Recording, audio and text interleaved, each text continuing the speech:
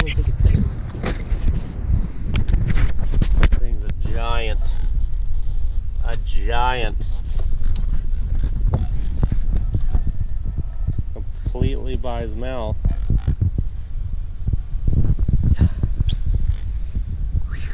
Can you support his belly?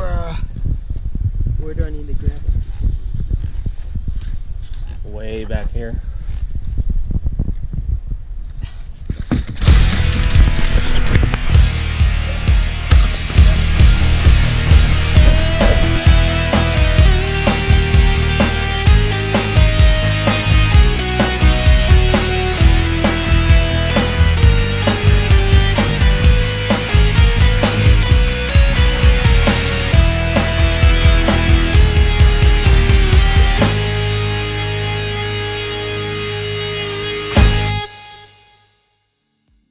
Hey guys, welcome to a new year of redemption. Fishing and outdoors. Now, it's a new year. There's new things to come on this channel.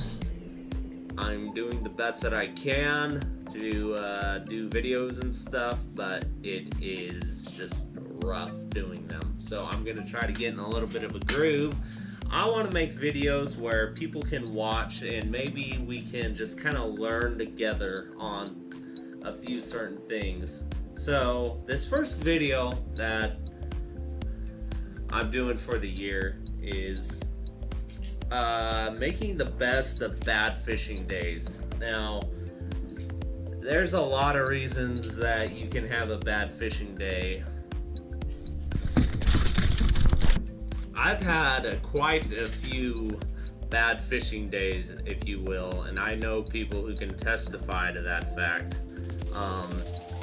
And when I talk about bad fishing days, I'm not talking about just bad fishing in general. I'm talking about boat problems, weather issues, and then there is those bad fishing issues where you're just not catching them. Sometimes you're just catching a bunch of small fish, you're not catching what you want.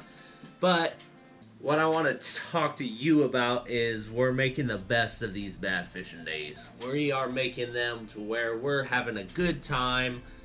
We're having fun out there, even though everything's bad. I acquired an old boat for free, and I fixed it up, and that's the boat that you see me fishing off of all the time, and it's great, but it breaks down all the time. So the first set of video I'm going to show you is when we went to go fish a tournament in Oklahoma, Texoma, so it's both.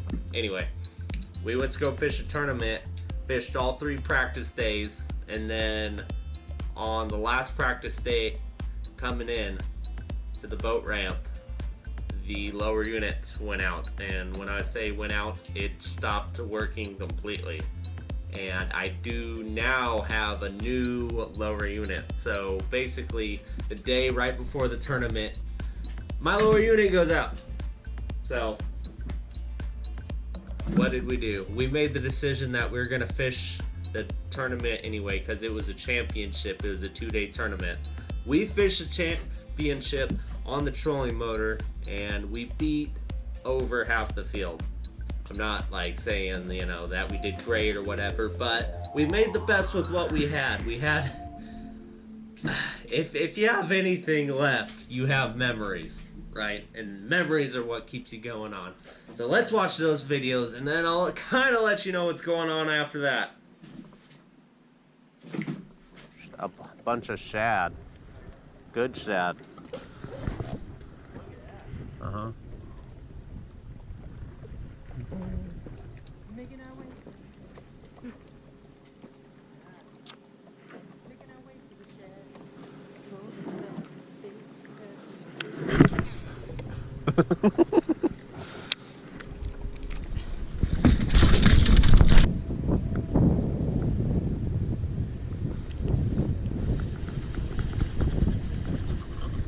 Whoa!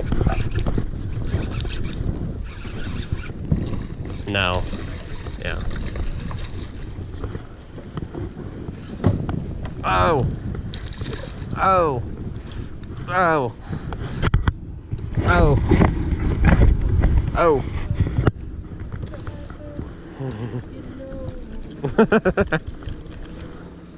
Stab it.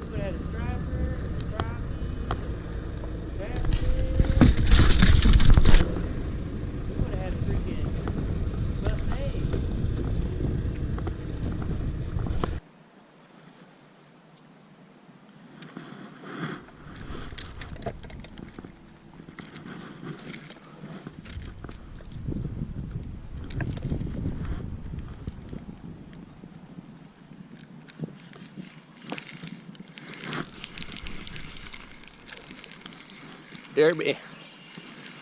Doobie. Oh! Right in the Cheetos. It literally hit my... It got into my Cheetos. This is the best I could do. We got him. The Cheeto challenge.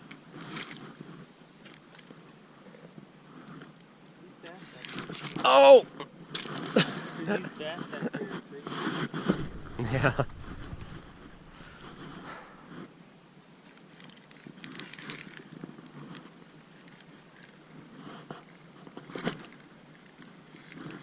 Oh!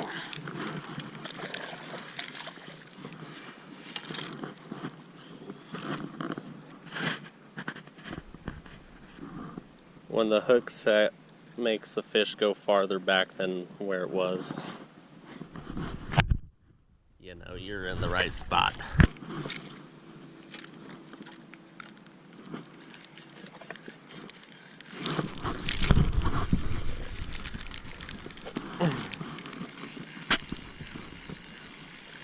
Well, it's just the fact that we've caught like so many of them in here.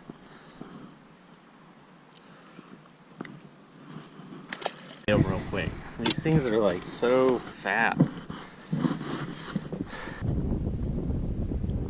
111 on this scale. Right. Alright, for this next set of videos, this is when me and Thomas went fishing here in January recently. And so we made like 2 or 3 moves. We started closer to the boat ramp and then started going farther and farther away. And then at one point, my motor just did not work. So when my starter was trying to start the boat, the starter broke and blew out. So then I had no starter, therefore no engine. And therefore, we were 3 miles away from the boat ramp, and we had to troll on the trolling motor all the way back. If I said that this was the first time I've ever done that, I would be lying, because I've done it at least 3 or 4 times. It's not fun, but you get to fish on the way back, and I learned a thing or two on the way back. So here's those videos. Bye. Hello, welcome, and good morning to all y'all. We are going to go fishing today, like we do most of the time. It is cold, it is winter, and the fish are slow like I am this morning. So anyway, we're gonna go try to pull them out of their icy depths and just have a good day of fishing, you know? We're gonna have a good day. I got my buddy Thomas with me. We're gonna go catch them.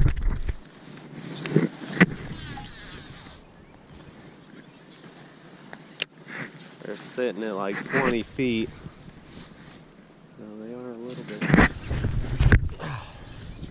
shallower.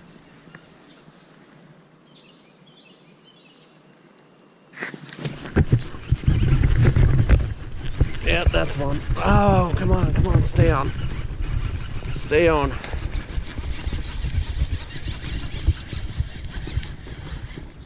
Oh my gosh, this little thing feels like it's... Oh.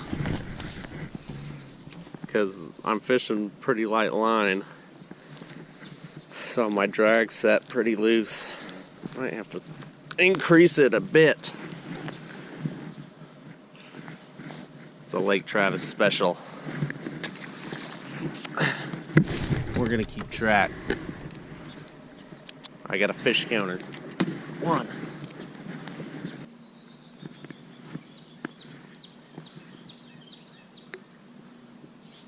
where it's sitting there and sitting straight up is how you want it.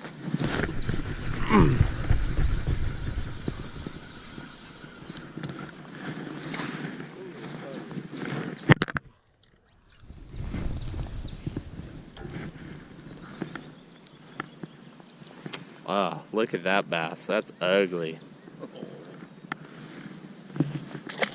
Ugly.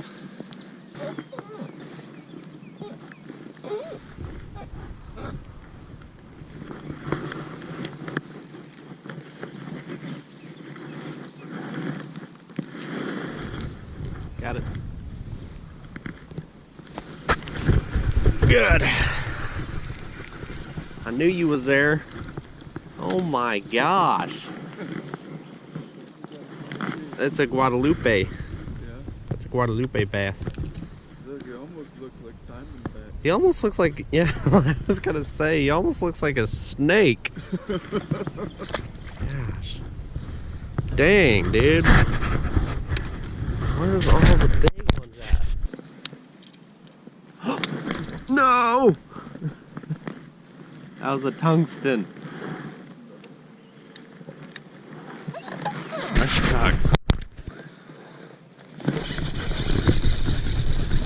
There's one. I didn't even feel him. Oh, it's a tree. That's why.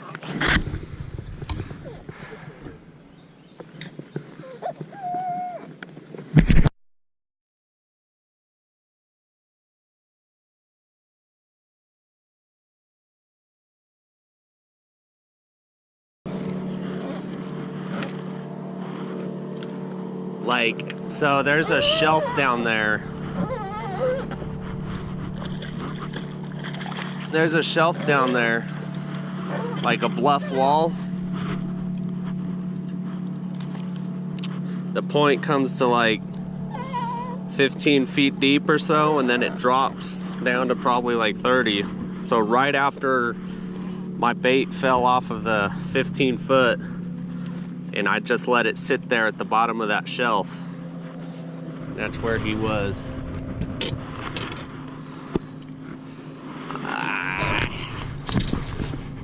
He is a squeaker. Actually, I don't know. No, I'd probably throw him back. He's freaking way too close. Barely hooked. Ah, I got him. Ow. Right. Look at that. I just barely got him.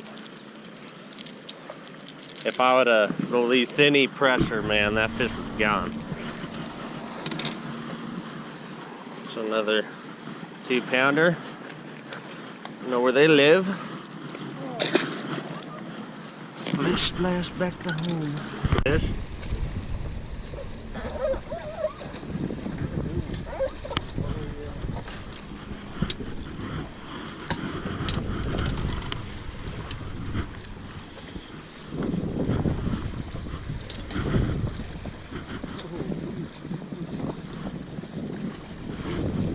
Oh, mama!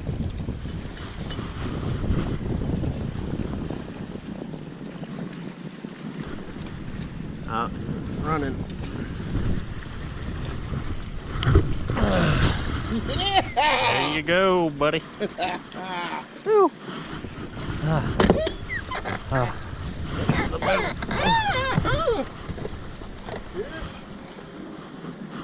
That one.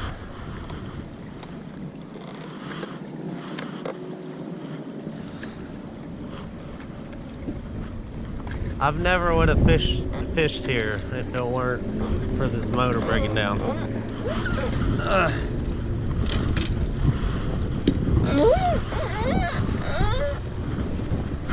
That counts.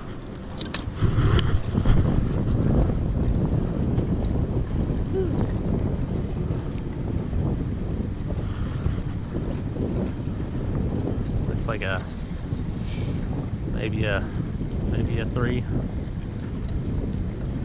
Maybe 3. Yeah. Sure. Mmm. Delicious.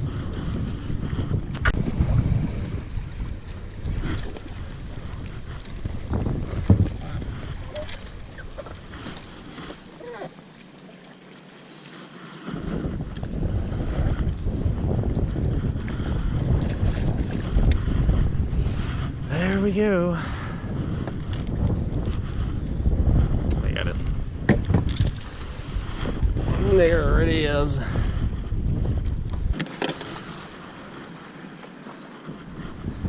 It's like a 3 as well.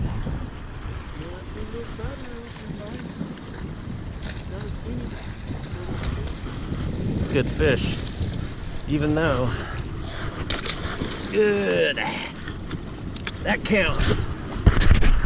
So if there's something that I want to pull away from this video, it's that there's a lot of ways that things can go wrong, and there's a very small amount of ways that things can go right. As far as the fish completely biting, you're catching big fish, and it's just a super epic day in that regard. But there's a lot more things that can go wrong, like the trolling motor goes out, the big engine goes out, and so forth. I mean, there's just so many things that can happen that can just make it to where you think, you know, the trip may be ruined or whatever. But in this instance, in the last, when me and Thomas went out fishing, and we're on our trolling motor on the way back, we found this good spot where we caught those last few good fish. And I would have never fished that. I didn't have it on my points, I didn't have it on my graphs or anything. So we just were hitting it whatever water we had on the way back. We ended up having a good day just because of that. You know, we caught a few fish. We caught 13 total that day.